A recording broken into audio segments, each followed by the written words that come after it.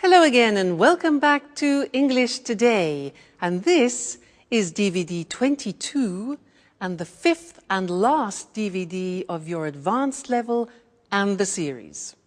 And in this DVD, you will see another 2 episodes of our story, That's Life, followed by some more special TV programs. This time, our sports expert will be talking about Wimbledon. And then our culinary experts will be talking about wine tasting. Then, in the grammar section, we'll study some more useful phrases for when you're socializing and other ways of expressing probability using likely and unlikely. All right? So enjoy your viewing.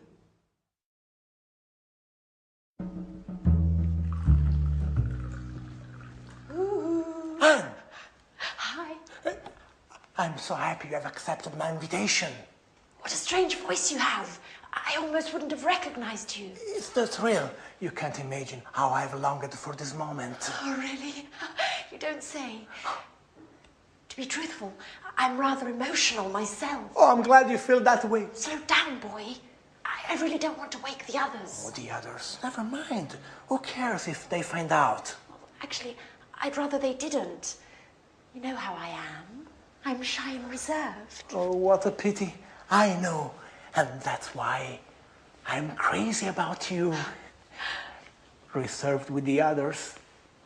But you are a tiger when it comes to what you want. Come again? Oh, you know exactly what I'm speaking about. Let's light a candle. I want to see your face.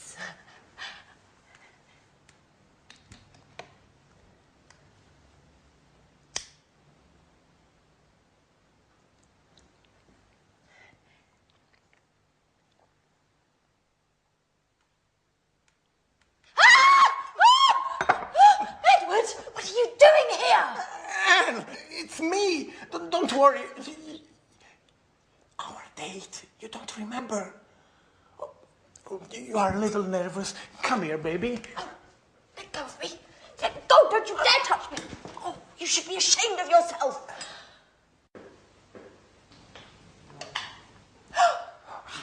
Hey, what's going on in here? Edward? No. Anne? Oh, now I understand everything. Thanks a lot, Anne. What a great friend you are. No. What an idiot I was to confide in you. No, really, Alice, it's not like you think. And what am I supposed to think then? It seems pretty clear to me. No, really. Let me explain. I thought it would be Jack. What does Jack have to do with it? Why did you leave me this note in my napkin the other day? Edward, it was me who wrote you that note. I can't believe you don't get it. But the poetry and the roses, that was you. Sorry about that. I thought... I'm so sorry. What an amateur you are, Edward.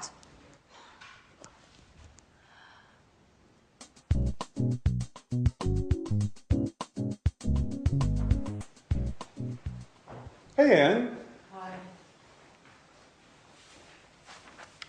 Have you read the paper? There's an article about Peter. Our singer has become famous. No, I haven't read it. To tell you the truth, I'm really not interested. What a pity. It's very interesting. Hey, Alice. Hi, Alice. Take a peek at the paper. There's an article about Peter. Whoopee, glad to hear it. Who cares? Fun you girls are. It's quite the pleasure to hang out with you. Edward, at least you'll be interested. Would you like to read this article about our friend Peter? Actually, I wouldn't, Jack. Would somebody explain what's going on? I have never seen so many long faces. You and your expert advice.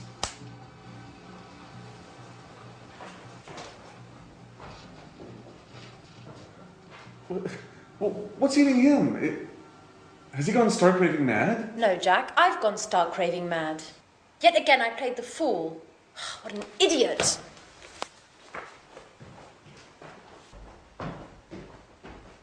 Okay, Alice, at least you'll explain what's going on. I'm in the dark here. It's a long story, Jack. A horrible mess. It all began with a misunderstanding. Well, I'm all ears. Go on, Alice, do tell.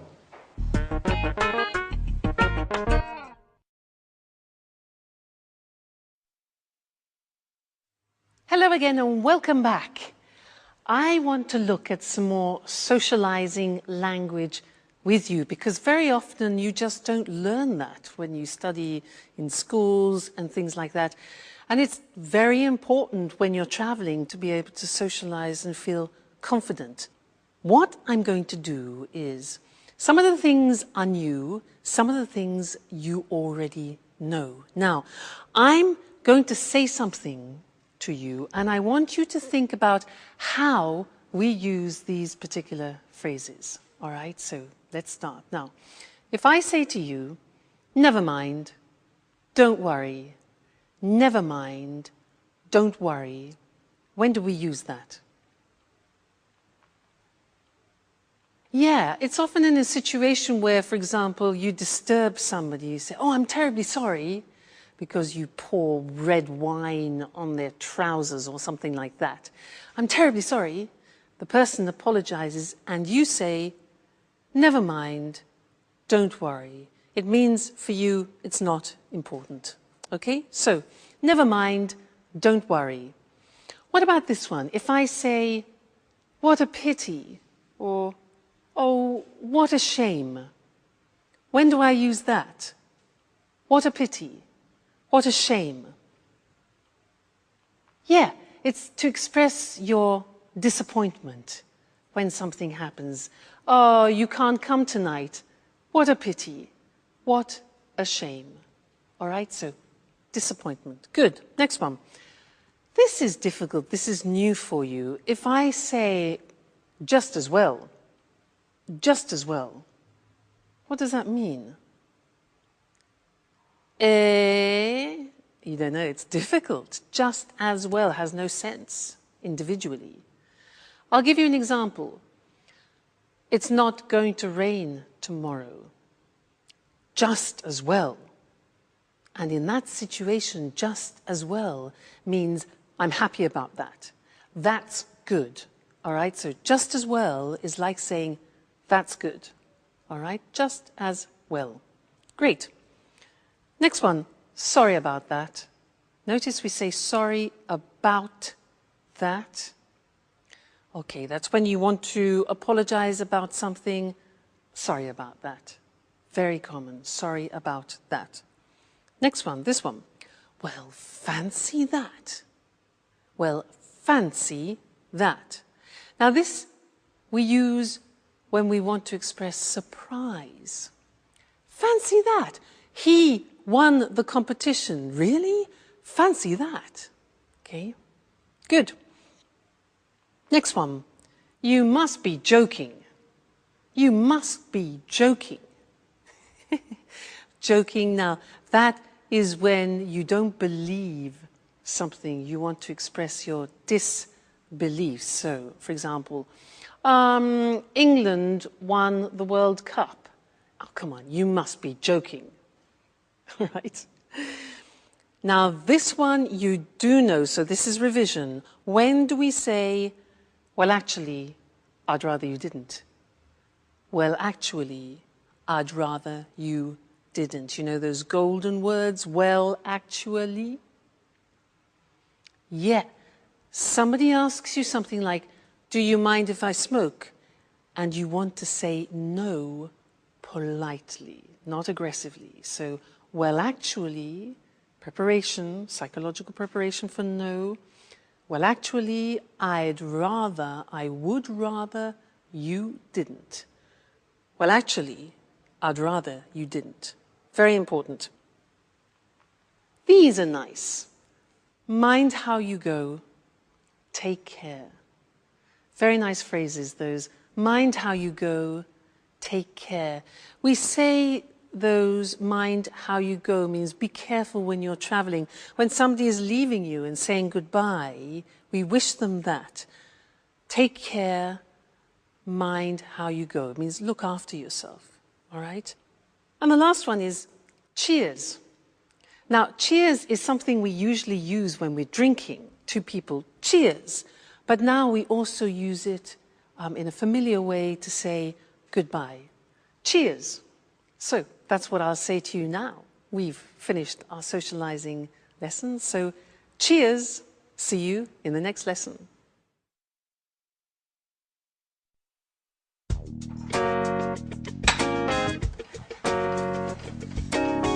Hi, Anne. Have you got a minute? Hi, Jack. I'd like to have a word. You've probably already heard the sordid story. Yes. Listen, Anne. No, I want you to listen, Jack. You've probably had a good laugh on my behalf. Now, that said, I prefer no further comments on the story. It is not my intention to make fun of you, Anne. Although I must admit that the whole misunderstanding was rather amusing. Great. Now, pretty please, let's not talk about it anymore. Well, I would like to have a word about it. What I'm about to say is sure to surprise you.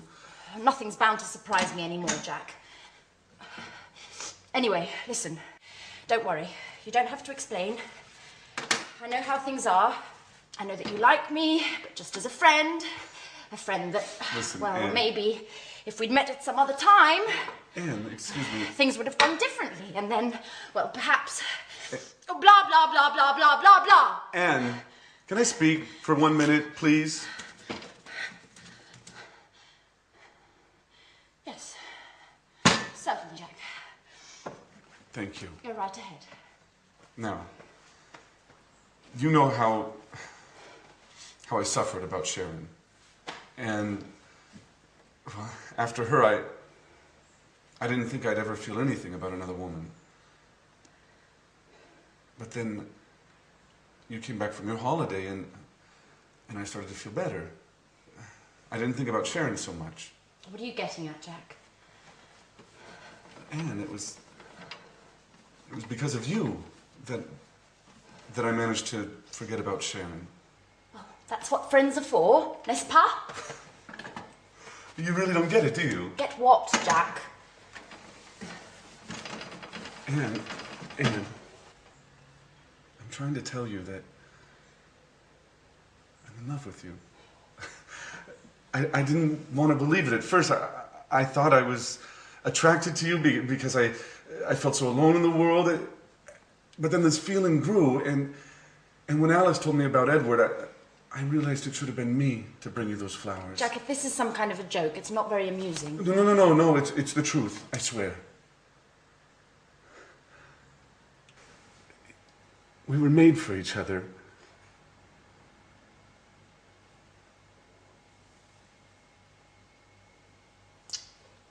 I should have realized it sooner.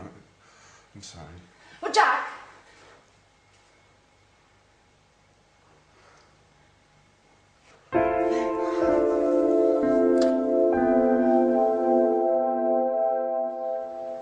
So, Edward, are you going to explain why you called us all here today? What's so urgent? Well, listen.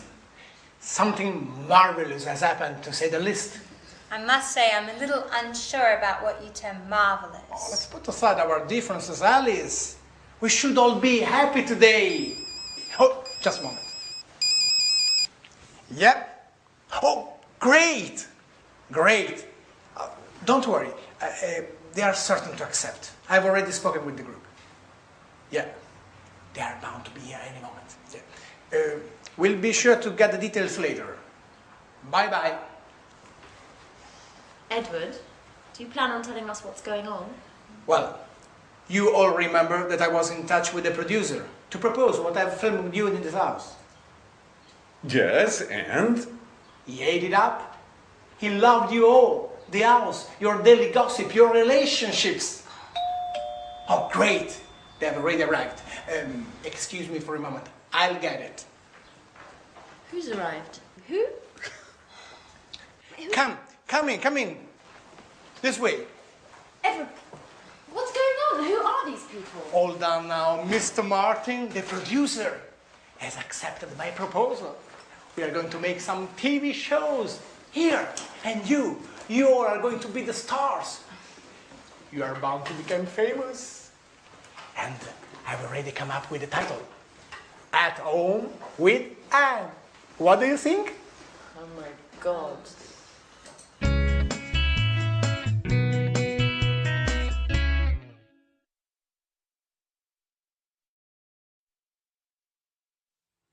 Hello again, and here we are at the last lesson.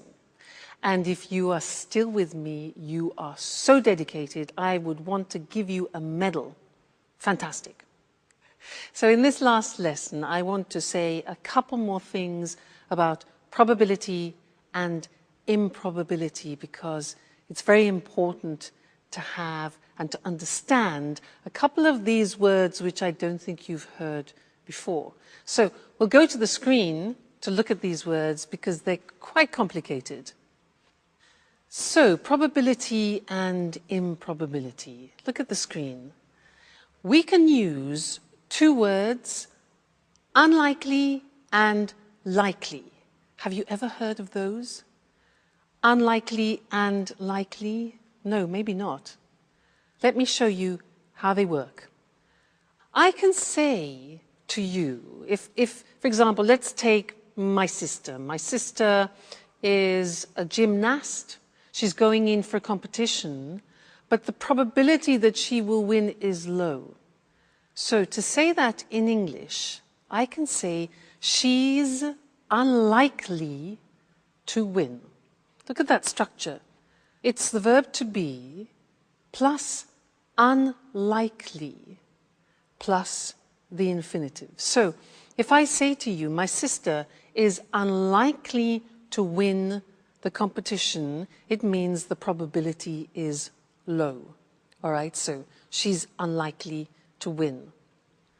Now, I can increase that negative probability by saying it's highly unlikely. For example, the weather. Let's say the weather. The weather is bad and the chances that it will be improved tomorrow, negative. I say it's highly unlikely to improve. Highly unlikely means it's almost impossible. So we can add highly to unlikely. You see, unusual structure this. Another example, he's unlikely to get it. All right, so I want you to think about that. Unlikely is something we use a lot in the English language. You need to recognize it and to use it yourselves. Now let's move on to real probability, expressing real probability. In English, we can use the word certain, sure. These are words that you already know. But there's another word which I don't think you know, and it's bound, from the verb bind, bound, bound. Now, if I say to you, they're bound to accept, you'll probably think, what? Now, they are bound to accept means they are certain or they are sure to accept. So this is describing real probability. All right, bound to, sure to, certain to. Look at the examples. They're bound to accept it. We are sure to arrive on time. It's certain to work. Now let's take some examples and put them in sentences. I say to you, China will become a major world power. Now, what do you think about the probability of that? Well, high, yeah? So we could say China is highly likely, this is the positive form, highly likely to become a major world power. Another situation, what about this? In our lifetimes, a woman will become Pope. How about that? Right. We would say it's highly unlikely that a woman will become Pope. All right, highly unlikely. Another example, the world's climate will continue to change. I think that's obvious, yeah? So we could say the world's climate is bound to continue, is sure to continue to change if we keep behaving like this. And one more. You'll learn English if you follow this course. That's for sure. So we would say, you're sure, you're bound to learn English if you follow this course. All right, so different ways for you to express probability, strong probability, less strong probability. Fantastic. Well, what can I say to you? You have been wonderful. You've studied hard, followed all the lessons. All I can say is keep practicing.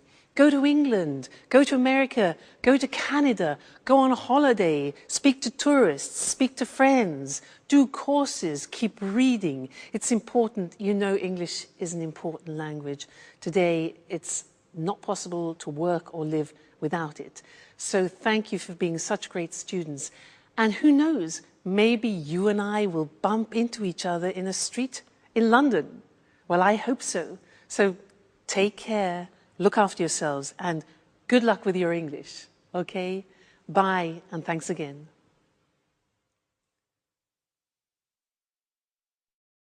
The tennis tournament that for many years insisted players wear only white.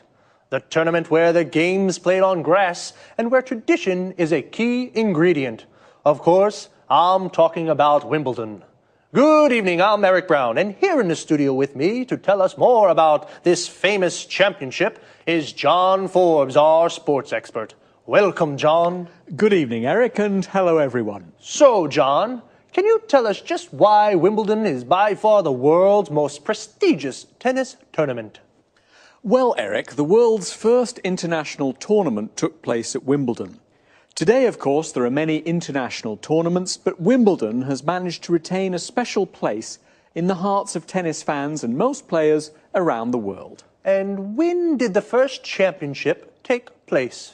The first tournament took place in 1877, and there were a couple of hundred spectators.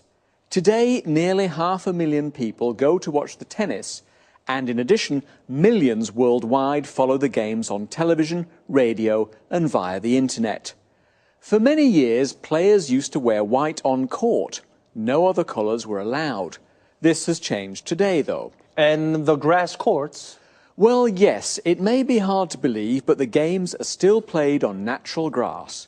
Obviously, a great deal of care and attention goes into getting the grass to the state of perfection. For example? For example, 1 ton of grass seed and 3 million litres of water a year, and a team of 14 groundsmen. 14? Yes, 14. But you know, Wimbledon's famous grass surface can cause problems. What sort of problems?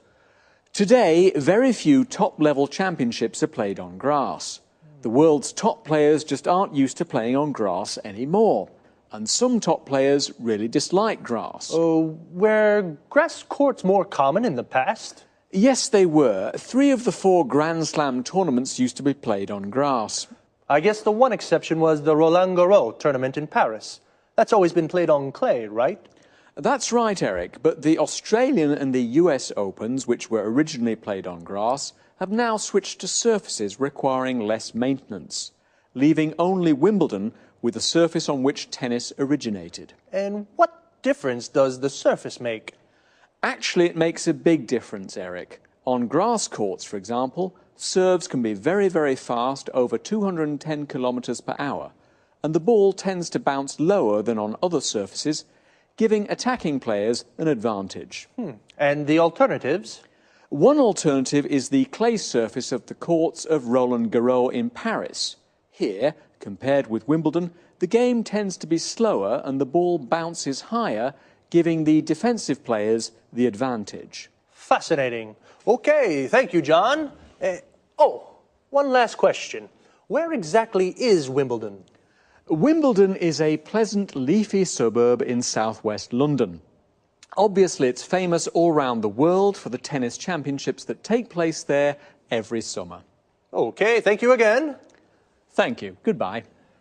And goodbye to you, and see you again next week for another edition of Sports Special. Today's topic was one of the most important tennis tournaments in the world. A tournament is a sports competition. Did you know the first Wimbledon Tennis Championship took place in 1877? To take place means to happen in a certain location. A championship is like a tournament. There are a series of games and there is a winner, a champion. Today, Wimbledon has nearly 500,000 spectators. Spectators are people who watch something from a short distance. And millions of viewers follow the championship on TV. Viewers are people who watch something on TV. We can also say to follow something on TV. A person who plays tennis is called a tennis player. Tennis is played on a tennis court. The Wimbledon Championships are played on grass courts. Tennis courts with a grass surface. They require a lot of maintenance. Maintenance means care and looking after. The other three famous Grand Slam tournaments are all played on clay courts. A clay court has a fine red earth surface. The first shot in tennis is called a serve. A series of shots between players is called a rally. When the ball hits the ground, we say it bounces. The ball tends to bounce higher on clay courts and it bounces lower on grass courts. To tend to do something, this means it has a habit of doing something. On grass courts, the game tends to be faster. Wimbledon is a leafy suburb in South London. A suburb is an area of houses away from the city centre. And leafy means there are a lot of trees. That's about it for today. I'll see you on Sports Special next week. Bye-bye. Welcome to all our viewers. Lisa, this is our last show together. I hope you've enjoyed these informal chats as much as I have. Of course, it's been fun for me as well. Now then, what are you going to talk about today? I've received quite a few emails from people who want to learn about wine tasting. You know it's become very trendy these days. Great. I wouldn't mind understanding a little more about wine myself. Let's begin with the right approach to wine. First of all, before drinking it, one should appreciate the taste of wine. There are 3 steps to correct wine tasting: look, smell, and taste. Well, what should one look for? Colour is the first thing. Whites range from green to yellow to brown, and red ones can be pale red to deep brown. Is the colour of wine related to age? The general rule is whites tend to darken with age. It's usually the opposite for red ones. Now tell me, Lisa, why do people tend to swirl their wine before tasting it? For 2 reasons: to observe the body of the wine and smell its aroma. Now, how do aromas of wines differ? Well, there are many different kinds of bouquet. For example, perfumed, spicy, smoky, and toasty. Well, now it's time to taste. Oh, before tasting, how should wines be poured? Let me show you. Still wines, like this one, should be poured towards the centre of the glass. Remember that sparkling wines, on the other hand, should be poured against the side of the glass. Why is that? So the bubbles don't escape. So, now try sloshing the wine yourself. Observe it carefully. Are there good legs? Legs? What do you mean? Can you see the droplets on the glass? Yes. Well, they indicate a thick body of the wine. Now, have a first sip. Swish the wine around your mouth and give us your first impression. It's, how can I say, slightly bitter. Seems like a fruity taste to me. You see, you've already identified 2 wine flavours. Now, take another sip and see if you can't taste the tannin. I'm not really sure. In the beginning, it's difficult to define a wine. This is, without a doubt, a round, full-bodied wine. Now, I notice you chose this glass for red wine. What are those glasses for? This glass for red wine is called a Rhine glass. This tulip-shaped glass is for white wines, and that flute is for sparkling wines. And those items over there are the basic wine utensils, aren't they? Yes, this is a corkscrew, and this is a foil cutter. Other useful objects are a drip catcher and a decanter. Well, I'm sure there's a myriad of things that we could say about wine, but unfortunately our time is up. Lisa, thank you for being such a great hostess. My pleasure. Now, let's have a look at the language we used. Lisa said that wine tasting has 3 steps. When we look at wine, we study its appearance. When we take a whiff of wine, we smell it so as to appreciate the bouquet. This is also called aroma or nose. It can be perfumed, fruity, appley, berry-like for example, bitter, toasty, smoky, spicy, and so on. I asked about swirling. This is moving the glass around quickly to draw in some air. When you slosh wine, the movement is more agitated. Legs are the viscous drops that form and run down the sides of the glass after swirling wine. A body refers to the weight of wine in one's mouth. Wines can be defined round, full-bodied, medium-bodied, or light-bodied. Aftertaste defines the taste that remains in one's mouth, length of time, after swallowing. Tannin is a chemical compound from bark, wood, etc., used in tanning. It mostly refers to red wines. Then Lisa describes the different method in pouring still wines, wines without bubbles, or sparkling wines, wines with bubbles. Now, a quick look at wine utensils. A corkscrew is what we use for pulling corks out of bottles. A drip catcher will avoid drops falling on the tablecloth. To let wines breathe, we use a decanter. Thank you very much for your attention. Goodbye.